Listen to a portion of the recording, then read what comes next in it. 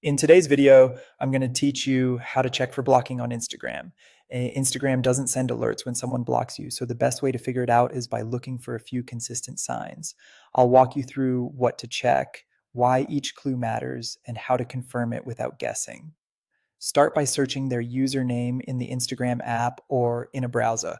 Type the exact handle you remember. If their profile doesn't appear at all, that can be a strong hint you're blocked. Keep in mind, not seeing a profile could also mean they changed their username or deactivated their account. So this first check is more of a signal than final proof.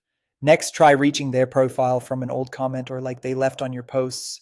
Tap their name or profile picture. If their profile opens but shows no posts yet, even though you know they had posts before, that's a classic sign of being blocked. You may also notice you can't see follower or following counts, and their previous interactions on your content might have disappeared.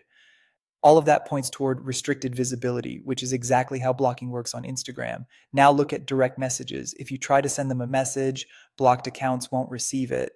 Sometimes past conversations lose the profile picture or basic user details, which is another indicator. You may also find you can't tag them in comments or posts.